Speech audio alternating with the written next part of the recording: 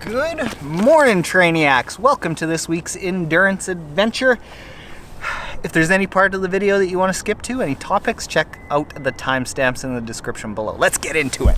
Last couple weeks, I've been recovering from surgery. Got a lipoma taken out of my back, and it's just been keeping training very minimal, erratic. Can't really plan it out, and I got to go back in and have a little look-see at it. Make sure it's just spick and span. It needs to stay beautiful for you.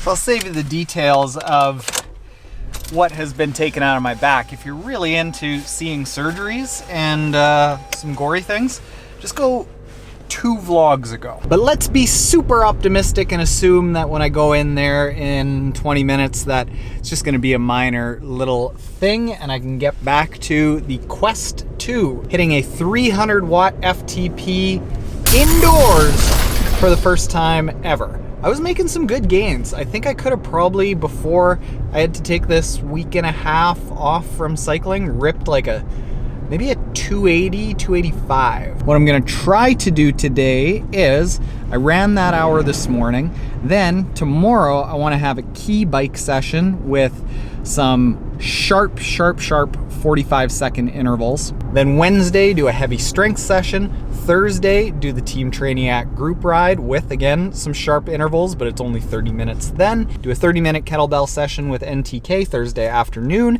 Then Friday, 1 hour easy run. Then Saturday and Sunday, depending on how the weather goes, try to get in a 2-hour ride one day, and then either a 75-minute run or a 75-minute strength bike with low cadence. Delicious little training week. Let's see how it goes.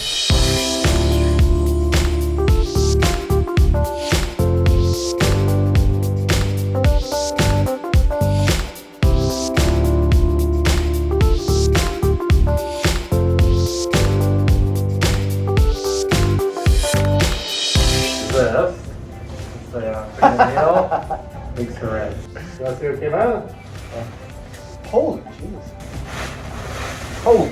It kind of looks like fruit punch, but gross.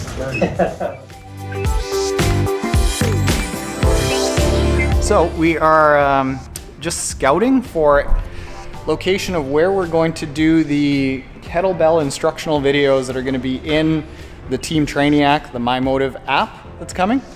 We are going to, over here, I believe, shoot 48 30-minute videos. And those will be in the app, and they'll be designed for like when you're just starting with kettlebell training, when you are really ramping it up before race season comes around, and when race season comes around, you're like tapering it off and you just kind of want to activate muscle groups. We're gonna do it here. What is the create your own reality? How did that come around? So create your own reality actually is our symbol. So the symbol itself is a Norse symbol for create your own reality. A Norse? Norse, yeah. Like Vikings? Yep. Really? Yeah. That's cool. And it was something we stumbled upon as we were looking for a logo. And it ended up being something that we just couldn't not go with. We loved it. So that, like this here, Yep. stands for create your own reality. Yep. I dig that. Well, that was phenomenal. So that location there, we are going to film a whole bunch of kettlebell strength. And the reason that we're using the kettlebell for the strength is because what NTK, my wife, No Triathlon, Kim, and I have found over the last year is with one kettlebell, oh, I gotta drive. With one $60 kettlebell, you can do months and months of strength workouts. So you're gonna save money on the gym, and what's really nice about the kettlebell is the structure of it allows you to A, create workouts that are cardiovascularly based, so you're improving your cardio while you are doing strength training, and B, because it's so unstable, it's a thing that requires a lot of stability, it works really well on what triathletes need, like our side stabilizer muscles. We've had a bunch of people that, from seeing NTK and I do the workouts online, training partners that we've got into kettlebell training here locally, just about across the board, everyone starts out saying, strength training, it's not for me. And then because there's this element of mastery, of like mastering the movements of kettlebell training, it's almost like swimming or like all of triathlon, where like there's constant little teeny tiny incremental improvements that you see every single week, and it's really motivating because it's this challenge that is similar to what we like in endurance sports while strength training. So stay tuned for that. Before the summer, we should have full up to 3 kettlebell strength sessions that you can do in the teamtrainiac.com app, which by then will be the Motive training app. It's exciting. Look good in there. Create your own reality. Well, okay, I am going to try to rip a fast interval workout, almost assuming that the little bit of retraining that I did last week with 4 bike sessions and then 1 interval session is hopefully going to get me back to being able to do some real quality interval sessions. Maybe picking up where I left off in that quest to get to a 300 watt FTP on Zwift. So I got to go in and build my workout. I like to use ZWO Factory. We're going to start out with like basically the same warm up that I almost always do. 10 minutes, gradually building up from 33 to 45% of FTP. Then to open up the legs, I like to do somewhere between 3 and 5 short openers at 100% of FTP for like 10 seconds. If I'm doing 3 of them, they're gonna be more like 20 seconds. If I'm doing 4 of them, it's gonna be around 10 seconds. So it's like 10 seconds on, 50 seconds of rest, and then I make sure that the cadence of those more intense efforts are high, like right around 110 cadence is what I want to do. That's going to turn on the connection between the brain and the legs. Then we're going to get into the main stuff here. And this is going to be the intense stuff. What I want to do is I've been doing a workout that was 3 times through, 8 times, 1 minute on, 1 minute rest. Now what I want to do is push up that effort and still stick with the short, intense 20 to 90 second kind of efforts, because that's what really helps build FTP in the short term. In the long term, you've got to include more VO2 max alongside the FTP. Is I am going to do 10 times, and we're going to do this as a 1-to-1 work to rest ratio of 45 seconds on, 45 seconds off. And where I ended off with was 15% over FTP. Pay attention here. I'm not just going to do that. I'm going to then add a little bit of rest to recover from that. And we're actually going to bring this rest down to 40. It's okay to bring the rest periods way down to allow for recovery. And we're going to do that here. This is going to be down at 40%. And then I'm going to do another series of 10, but we're going to shorten that up to 30 on, 30 off, sticking to that 1-to-1 work to rest ratio, which is very doable for most people, but we're going to increase the effort to 120. Add that rest period into the end of the workout, and then we're going to do this again, and we're going to do 125% of FTP, but I'm going to shorten it to 20 on, 40 off. So what I'm trying to do is get myself more and more comfortable at higher and higher effort levels. I'm at a 56-minute workout here, so I'm just going to give myself a 4-minute cool down period, going from that 40% effort down to 33. We're going to title this Legs Will Scream and crap.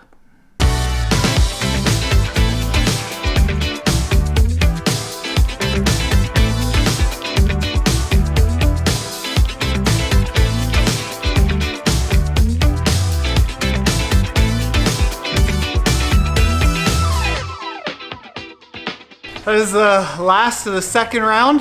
those 30 ons at 330 watts, 30 off. I need every last bit of the pump up playlist I've got. You too, with songs that I would never listen to besides during a workout for pumping yourself up. It's public on Spotify, Triathlon Taren training playlist. All right, now I've got the 20 ons, 40 offs at 345 watts. I think this will actually be easier. Interesting last words to choose.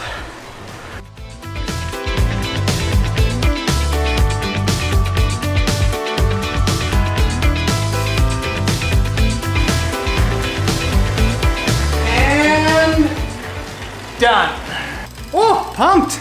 That went really well. I almost think that I might want to adjust the workout for next week.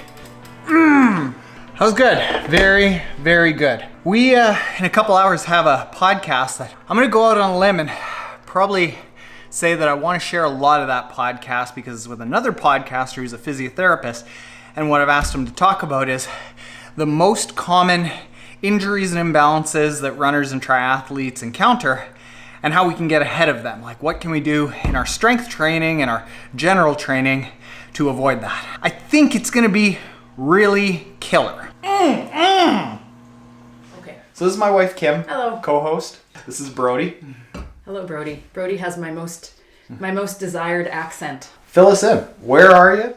Yeah, I am. I'm Brody. I'm from Melbourne, and my background is in physiotherapy, which is almost the equivalent of like a physical therapist. And it was a couple of years into my physio career that I became a runner and caught the bug very quickly and loved it and loved treating runners in my clinic. And so I've picked a very stubborn population and those who just want to run and run through their injuries until they're so severe that they can't run, and then they see me. And my aim with my podcast that I have and the blogs that I do and the people that I treat, I just try my best to educate people, because there are a lot of misconceptions out there, a lot of, really unhelpful beliefs that people have that, like when it comes to what reduces their risk of injury or how they overcome a certain injury, there's a lot of misguided information out there. So I try my best to educate people as best I can. If you are czar of running injuries and you can change anything, and you're going to bust this myth of whatever your greatest hit is that you find people are coming into your clinic over and over and over, and you could just flip a switch and immediately everyone is going to avoid this. What is that myth that is causing injuries? I guess it's the understanding of why people get injured. I guess the overlying principle that I always want to teach is why the bulk of the injuries are created in the first place, because people do get an injury and they think it's their shoes. They think they need to get new shoes. They think they don't stretch enough. They think that it was, I don't know, the time of the day or something. When you look back at their training and it's been either doing too much too soon or something too abrupt in their training that's led to a breakdown in their body. They were training within their adaptation zone, and then for some reason or another, they've exceeded their adaptation zone, and instead of building up, their body's breaking down. In terrain, if they've got all of a sudden they've gone from running flats to running hills, all of a sudden they're running a little bit faster than what they usually do. They've gone from a conventional shoe to something a bit too heavy or something a bit too light, or just a change in their footwear. That can spike an injury if the transition isn't gradual enough. So changes like this, sometimes if they're under recovering, so if they're not getting enough sleep or if they're not getting a good nutrition, that can spark an overload because they're now under recovering. Their usual running form and their usual running technique is fine, but all that's happened is they've had that abrupt change. That's why they've broken down. And it's really easy to pinpoint someone's running form and find imperfections somewhere, when in fact they've just run too far, or they've done something too fast. So if there's one principle I always try and teach athletes, it's those training errors.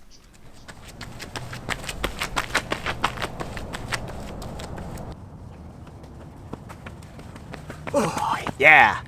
Just did a 75 minute run, I think about 14 kilometers and around 8.5 miles. I really just make up the mile number. I'm not a mathematician here. That interview with Brody, I think, was one of the really solid. We're gonna actually try to not just have him on the podcast more often, which you should go check out because of awesome guests like that. It is the #1 triathlon podcast in the world. I really like the way he thinks about running. Here, I gotta show you something. With the help of my lovely assistant NTK, we are going to demonstrate efficient triathlon running technique. What do you think? You got me out of my robe. I did. Okay, so I might have shown you this before, you might have seen this before, but it's the idea of where you land when you're running and how to train yourself where to land.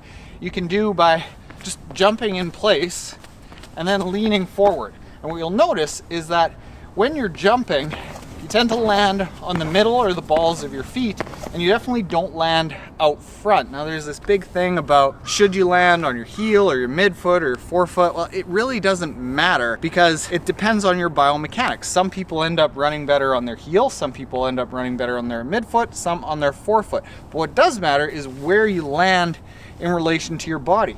Even if you land midfoot but out front of your center of gravity, you're gonna be putting on the brakes. So you wanna land right underneath your center of gravity. And you can just train yourself to do that by, when you're starting to learn how to run, stop every 5 minutes or so, do this, and then just lean forward and start running. But there are two additions to that a lot of people don't talk about, is where do you land, and this is what Brody talked about on the podcast, is in relation to your center this way. But then what a lot of people do is they will reach and cross over, which then causes a lot of twisting. So you can figure out where you need to land forward and back on the train tracks by just doing a hop, and you're gonna tend to land directly under your hips. And then when you're running, you start to think about landing right under that spot. But then there is a third tip, and this is what I don't do very well. I use way too much energy because I'm not doing this very well. So the thing that I don't do well is because I learned how to run by doing this and then gradually doing these butt kicks that a lot of coaches will tell you to do, I will tend to bounce up and down. I will go like this, using up a ton of energy. Now that's fine if you're a track runner and you need that huge pendulum so you can stay in the air as long as possible. But what happens is you use that huge pendulum and you come down really hard with a ton of force. And this ends up using a lot of energy. And in a triathlon, you want to be as efficient as possible because you're starting in a depleted state and you want to conserve all that energy. So if you look at really good triathlon runners, Jan Frodeno, Annie Haug, Patrick Lange, even in ITU, all of the really fast runners like Javier Gomez, Mario Mola, Katie Zafiris, they're all doing, instead of a bounce, like a butt kick, they're doing a foot sweep. So as opposed to feeling like you're peeling your foot up off of bubble gum, it's like trying to swipe that bubble gum off of your shoe. And what's gonna happen is you're gonna have a much smaller pendulum with smaller steps, and that is going to be a heck of a lot more efficient. So that is basic triathlon running technique. Now the follow-up to all this is that I am not a very pure looking runner, but I've had some good run times. I've gone 1:34 and a half Ironman, 41 minutes in an Olympic, and not really having trained specifically for Olympic kind of speed, and 3:24 in a full Ironman. Now the key isn't having this perfect running technique, like I run like a bulldog. Once you get a basic running form down that is going to be your version of that efficient running technique, you have to run frequently. And what I really like recommending is running as little as 10 minutes a day, but doing it 5 or 6 times a week, and then building up that 10 minutes to 11, 12, 13, 14, 15. And once you can get up to being able to run 20 to 30 minutes a day, 5 or 6 times a week, then you will have developed a really, really efficient running stride. It tends to be frequency that really starts to ingrain an efficient movement pattern. Your body figures out an efficient way to do things. And when you're running 2 or 3 times a week, it doesn't really do that, but when you get up to running 4 or 5 times a week, it does that. Now, of course, you can go and finish a triathlon by just running 2 or 3 times a week, but this 4 or 5 times a week, this worrying about efficiency, this worrying about technique, this is what you start thinking about when you start wanting to make a step up, maybe being on a podium, maybe qualifying for a world championship. But until then, like, just run, have fun. Be like this guy. He just runs, man. Hey, don't be camera shy. So pretty, such a princess.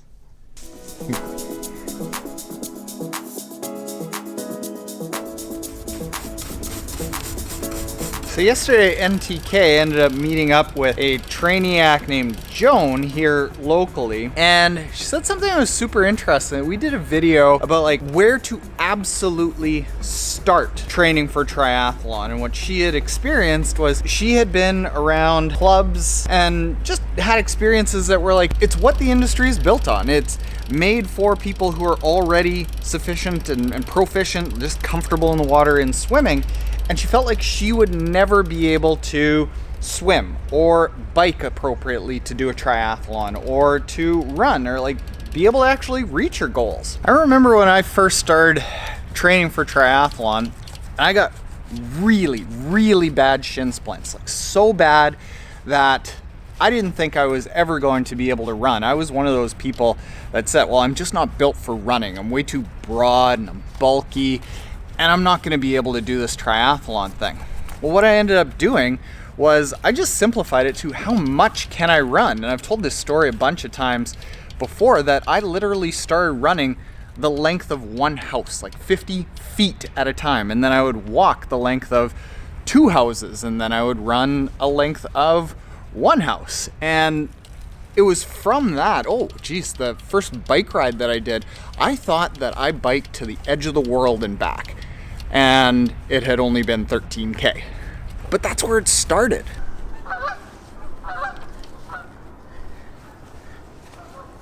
Gear floss. Easy way to be lazy and not actually take your bike wheel off the bike. I guess what I'm getting at is, like, if you're new to triathlon, which a lot of people who are tuning into this are, or even if you're established in triathlon and working through something, there are going to be people that say that you can't do something, that there's a certain way that you've got to do something, or that you can't do something, or that you should do something. And in a lot of cases, that person that's saying that is going to be you. But whether it's you or somebody else, don't listen to that person. Just work on what you can do day to day. I have had doubts over the past year if I'll ever get back to actually like seeing what's underneath all of this chubbiness here. But don't listen to that person, don't listen to yourself, and just keep doing what you can do every day, whether it's learning how to get over what you are struggling with or just getting out there and doing what you can each and every day. You're gonna get closer and closer to your goal. Now, my hands are freezing. This bike is damn near pristine, and it's time to go out and actually get out some outdoor riding in. Gravel is by far my favorite type of bike right now. If you aren't already subscribed, hit the subscribe button below. Later, Trainiacs.